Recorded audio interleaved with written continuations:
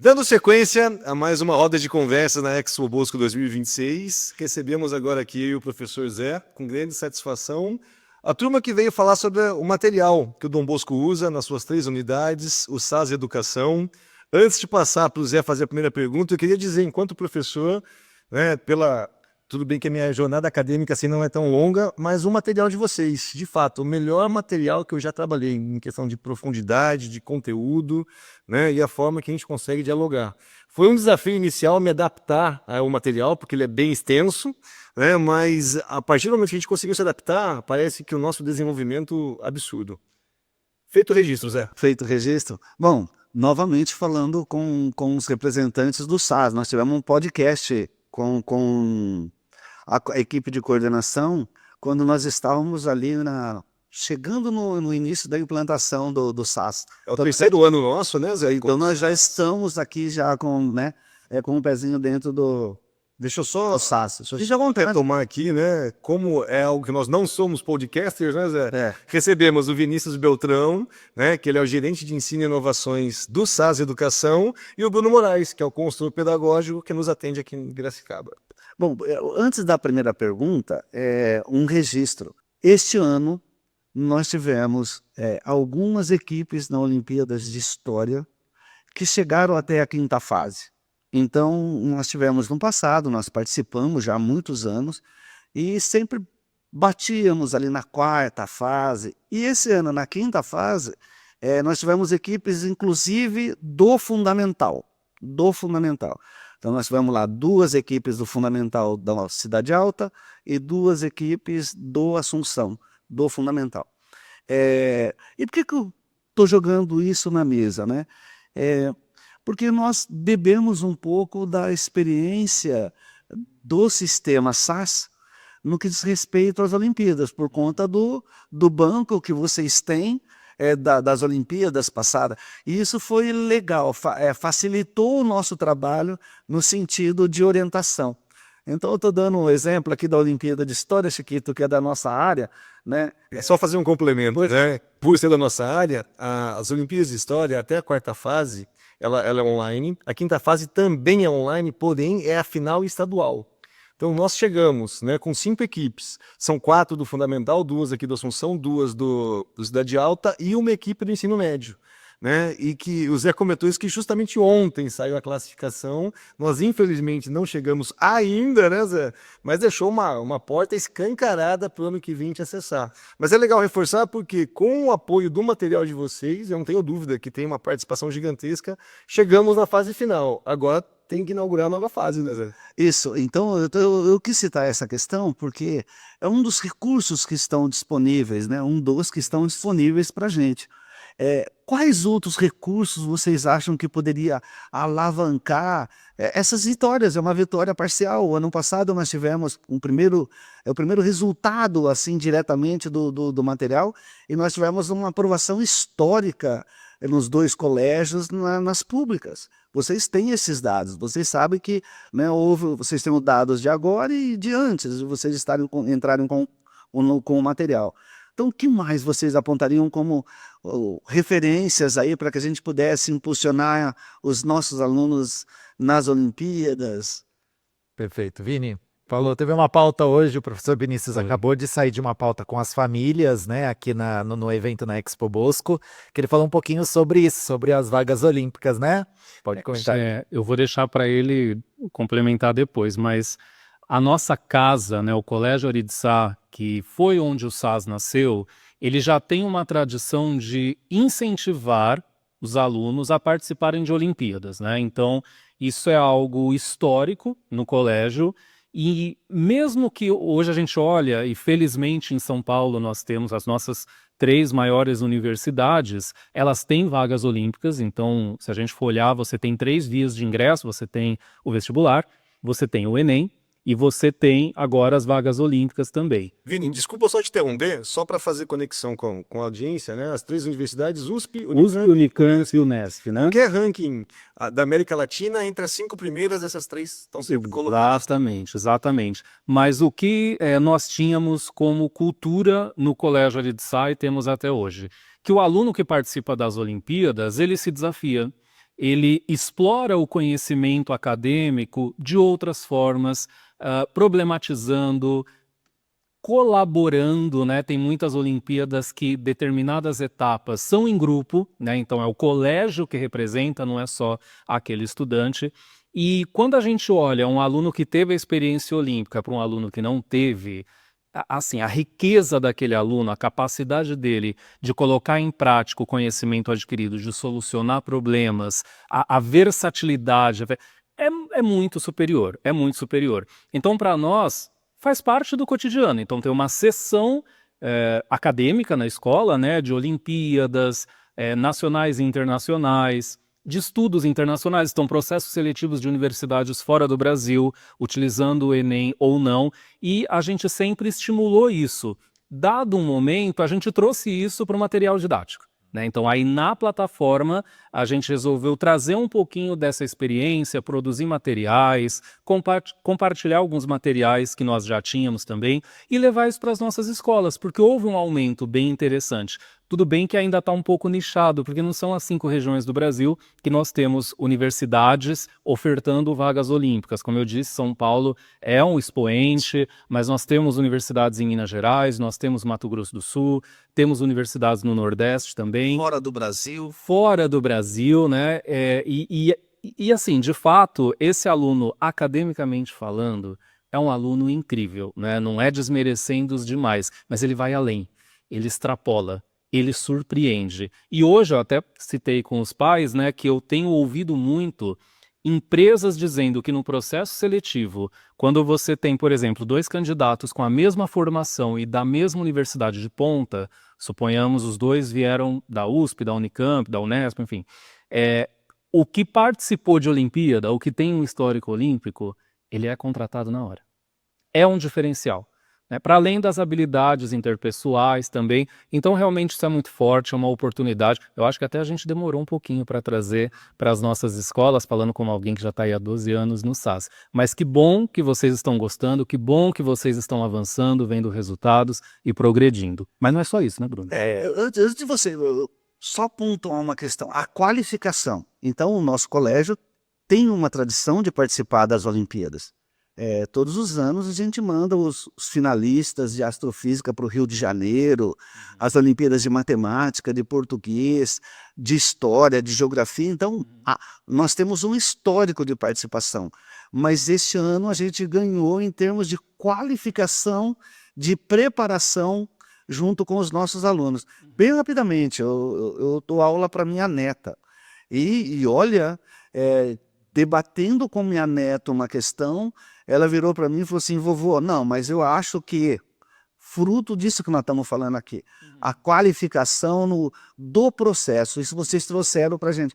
Então, claro que os resultados nossos se ampliam cada vez mais. A cultura das Olimpíadas já tinha. Agora é a qualificação a buscar. E um exemplo, eu sei que exemplo pessoal não reflete realidade coletiva, né? Mas sobre a cultura das Olimpíadas, eu tenho um filho que estuda na Unicamp, né, está no último ano de matemática, e ele foi contratado por um colégio pelo histórico dele na UBMEP. Tá aí. Então, ou seja, foi um divisor ali, foi uma situação de contratação, né, cara? Foi decisivo para ele. Não foi combinado, tá?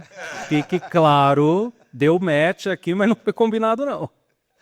Então, complementando o que o Vinícius estava comentando exatamente sobre essa questão da nossa preocupação enquanto plataforma de educação, enquanto material didático, a gente já procura trazer ali dentro dos nossos livros essa questão mesmo das atividades, dos exercícios, de sessões específicas do material para trabalhar a Olimpíada Científica com os alunos, inclusive desde lá dos anos iniciais. Então, acho que aqui entra o ponto que vocês estavam comentando sobre essa cultura já existente na escola, mas a qualificação ainda maior do trabalho pedagógico que vocês já realizam.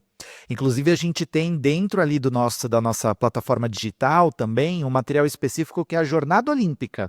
Então, além de trazer provas de anos anteriores dessas Olimpíadas, trazer um raio-x, então o que mais tem aparecido nessas Olimpíadas Científicas nesses últimos anos, né? Trazer trilhas de exercícios específicos para preparar ainda melhor esses alunos para essas Olimpíadas. Então a gente tem muito dessa preocupação também. E aí eu já queria aproveitar aqui, a gente está falando um pouco de resultados, falamos de resultados de Olimpíadas Científicas, mas queria aproveitar aqui e comunicar a todos também no sentido de divulgação dentro da rede salesiana aqui da Inspetoria de São Paulo, que a gente acabou de ter resultados dos nossos simulados, da primeira avaliação acadêmica sistemática, né? Que é o simulado que os alunos realizam nos anos finais na primeira e segunda série. E, com muita alegria, nós tivemos agora 5 alunos da rede salesiana em primeiro lugar a nível nacional, né? Então, assim, entre mais de 700, 800 escolas que aplicaram essa nossa avaliação, esse nosso simulado, dentre mais de 30 mil alunos, a gente teve agora 5 alunos da rede salesiana aqui da Inspetoria de São Paulo que ficaram em primeiro lugar nacionalmente a nível SAS, né? Então a gente fica muito feliz com esses resultados também, né? Que complementa esse trabalho também de cultura olímpica, né? Trabalho pedagógico que vem sendo realizado pela escola. Poxa vida, que notícia maravilhosa pra gente, né, Zé? Mostra que o resultado tá aparecendo com o trabalho. Às vezes, né, eu e o professor José, nós somos de humanas. E às vezes colocar essas metas pra gente é um paradigma, às vezes. Mas dentro do material, dentro da proposta político-pedagógica, a gente vê que é a consequência, né? E não é assim algo, é o principal horizonte. Não, tem todo um contexto, né? Dentro desse universo que os alunos, esse ecossistema de saberes deles, né? Mas, poxa, que bacana, que legal saber. Para você ver, dentro da nossa bolha aqui, o nosso ensaio mais próximo é as Olimpíadas de História. Já está maior, né? Já está dentro de uma diagnóstica, ou seja, contemplando todas as disciplinas. Exatamente. E isso, como vocês comentaram, né, passa por diversas esferas. A gente está falando a nível de alunos, né, que trazem esse desempenho, mas também pelos professores, né? Então todo o trabalho pedagógico que vem sendo feito e nas nossas visitas também da parceria na escola, nas visitas que a gente realiza, a gente trabalha, faz esse processo de formação também com os professores. A gente tem se preocupado muito com esse processo formativo dos professores do Salesiano, das unidades aqui de Piracicaba, mas também de todas as outras unidades, para que a gente possa aí cada vez mais alcançar resultados aí bem positivos. Cara, que bacana. Até queria comentar um canal que vocês inauguraram esse ano, eu acredito. Não é da minha área, por isso que eu acho que é desse ano, tá? Que é aquele canal que comenta as obras literárias da FUVEST e da Unicamp. O material de... E me ajuda demais. Na minha disciplina ajuda muito, né? Por exemplo, não tá nas obras porque não tá listado nesse ano, mas, por exemplo, Zé, o 15, Raquel de Queiroz. Né? Então, quando a gente pega esse contexto dentro de Brasil, tem uma estação do SAS lá, uma indicação. Isso ajuda demais, né? Porque a literatura falando da história dentro do contexto geopolítico do Brasil, né? Multidisciplinar, e isso é muito legal. E aí esse canal tem até medo de falar assim, que de repente algum aluno não acessa, eu estou entregando esses alunos para os pais, né? Mas está lá, né? O aluno tem acesso a isso, todas as obras comentadas, eu acho que não estão todas disponíveis ainda, né? Mas grande parte já está lá, inclusive uma aula aberta sobre isso, um profissional da área comentando sobre a obra, fazendo conexão com os vestibulares, isso é muito legal, é muito bacana. Acho que o Vini pode comentar também. Geralmente agora no segundo semestre a gente tem até uma página do nosso site lá que é SAS nos vestibulares, né, Vini? O Vini participou ano passado, tudo, então a gente já faz esse trabalho bem preparatório. Acho que o Vini pode comentar também um pouquinho. A gente tem um mapeamento de vários vestibulares do Brasil, né? Então, na própria plataforma, óbvio que existe uma tradição aqui em São Paulo das nossas USP e Unicamp terem as suas listas, que em algum momento já foi unificado, depois desunificou, enfim, é uma situação. Mas outros vestibulares também têm obras específicas, às vezes específicos até demais, né? Quando a gente olha a Bahia, por exemplo, a Universidade da Bahia, que veio há alguns anos com uma lista só de autores baianos, as universidades gaúchas. A UEL também tem um programa específico na área de linguagem. As gaúchas trazem CDs, obras, né? Na verdade, eles inauguraram esse conceito de ter um álbum que é uma obra literária. Então, as 12, 15 faixas do álbum que tempos depois a Unicamp colocou, inclusive o Racionais como obra também, isso veio do Rio Grande do Sul. É de lá que surge. É de lá, foi a primeira. Sobrevivendo ao inferno dos Racionais. É que a Unicamp colocou, mas a primeira universidade que trouxe um álbum foi, agora eu não lembro, acho que é a URGS, sim, é a URGS que trouxe. Da mesma forma que no Paraná, nós temos obras, por exemplo, da filosofia, da sociologia, como Marilena Chauí, e que você fala, nossa, é um livro que o menino vai ler só na universidade. Pois é, algumas universidades do Paraná colocam isso no vestibular, né? Então veja o nível de conhecimento que ela quer averiguar desse estudante, como ela seleciona. Então, de fato, a gente tem que colocar isso lá. Você identificou as obras literárias de São Paulo, mas são de várias universidades do Brasil, né? E isso, inclusive, é cíclico, porque às vezes uma obra que era solicitada pela FUVEST há 2 anos não aparece mais, mas apareceu no seriado de Brasília, e aí aquela obra está lá. Então a gente vai aumentando esse repertório, e como o Bruno disse, né, no segundo semestre a gente atualiza a página SAS Vestibulares, e ali a gente coloca todo o material possível do Enem e de vestibulares do Brasil inteiro para os alunos consultarem, inclusive não precisa ser um aluno do SAS, né? É um portal, SAS Vestibulares é um portal público, em que a gente compartilha as informações para poder alcançar o maior número de jovens possível, né? Se a gente pode ajudar esse menino na organização dos seus estudos, né? Na qualidade, a gente faz sem pensar. Que bacana, que legal. E há essa percepção sobre o material do SAS também, além dessa parte digital, o material físico. A gente sempre escuta de pares, né, da área da docência, a boa aceitação do material. E isso é uma constante mesmo, né? Eu acho que muito dessa boa aceitação, né, desse sucesso nas nossas escolas, vem muito das premissas que a gente traz nesse material, né?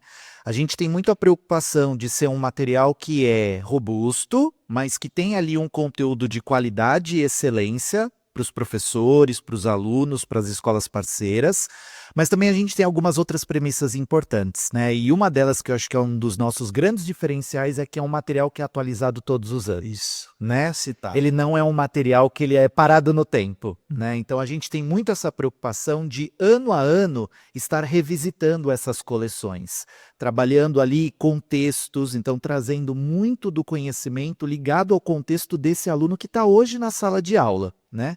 Então a gente investe muito no nosso time editorial, na produção de conteúdo, para conectar esse conteúdo à realidade do aluno, porque não adianta a gente colocar no livro uma situação que aconteceu em 2015. Esse aluno de hoje, que está na sala de aula hoje, ele não vai lembrar mais do que aconteceu lá.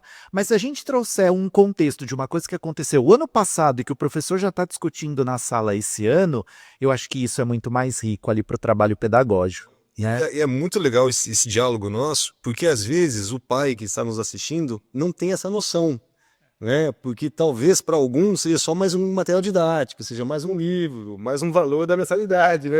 Compõe a mensalidade. E não, e faz toda a diferença nessa formação, né? É assim, Chiquito, eu acho que dá para a gente dividir aí. Ó, alguns pais não vão olhar material, não vão olhar absolutamente nada, vão olhar resultados. Né? Então, começa a ser entregue esses resultados, né? Perfeito. Quer seja nos vestibulares do ano passado, quer seja a qualificação nas Olimpíadas, nos resultados que vocês nos trouxeram, né?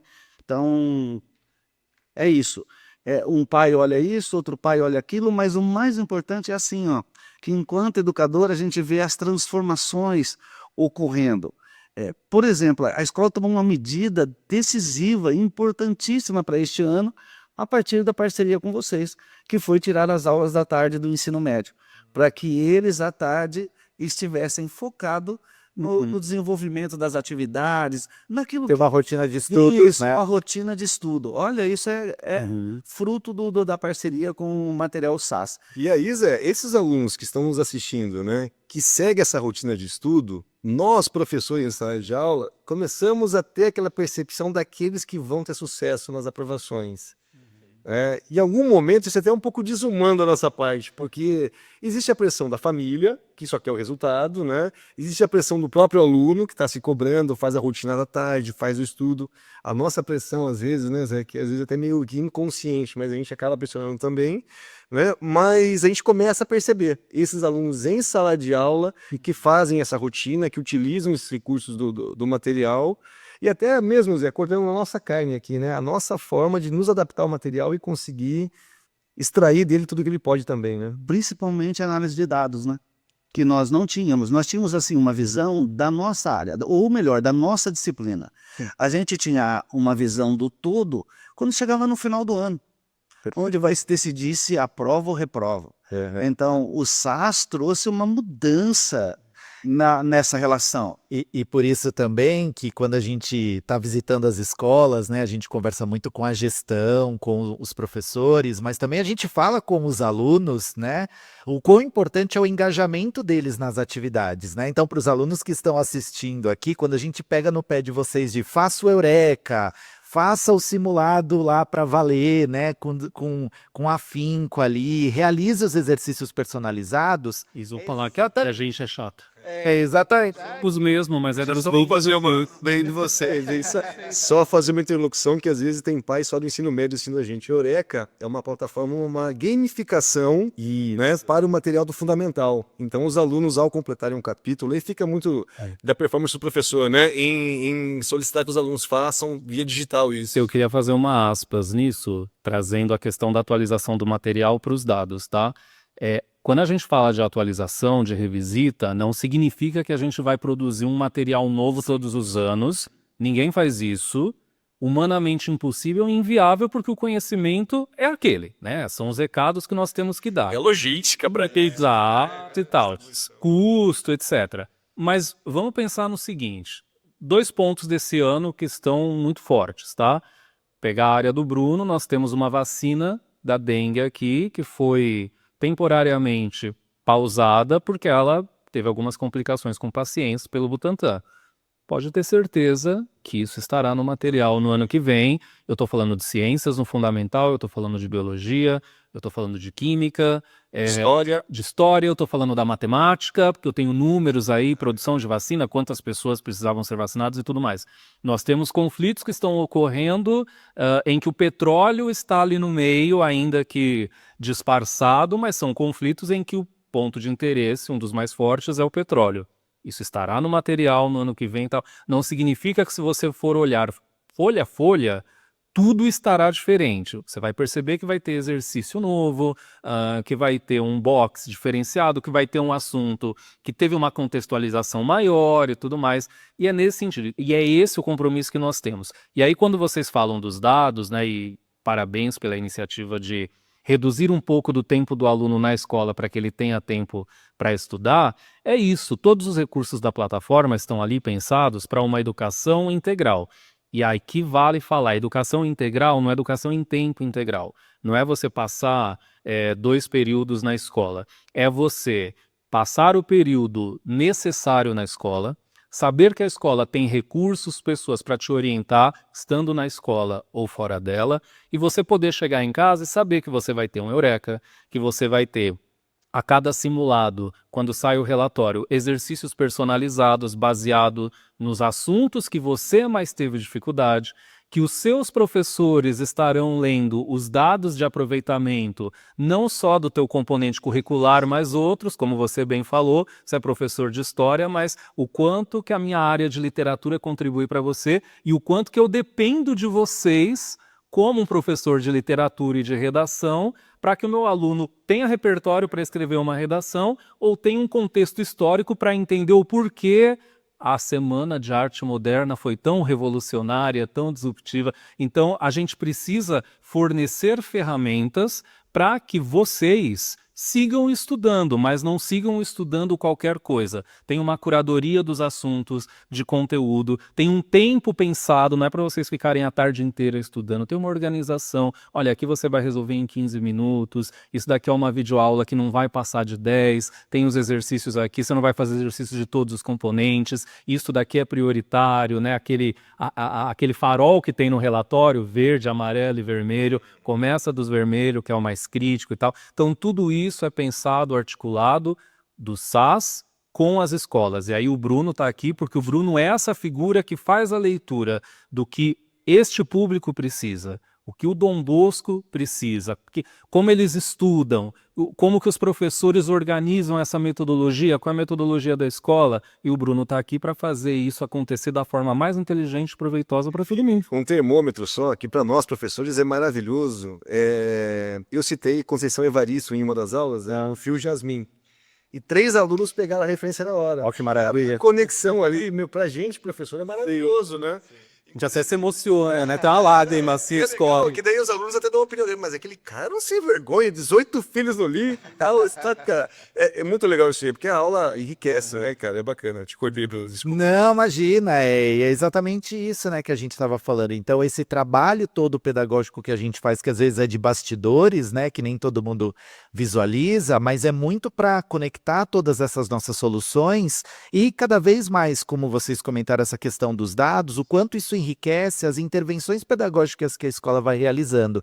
Então, a gente consegue ter um mapeamento não só da escola, da turma, mas de cada aluno que está dentro da sala de aula, né? E como que a gente pode direcionar essa rotina de estudos de cada um deles. Perfeito. Nós agradecemos então, Bruno, Vinícius, né, por mais uma contribuição, mais uma das contribuições do Sistema SAS oferece para Cara, e a Piracicaba e aos nossos alunos. legal saber que o resultado está acontecendo, que a gente está conseguindo se desenvolver, né? Que a parceria consiga se fortalecer e permanecer por muito tempo aí.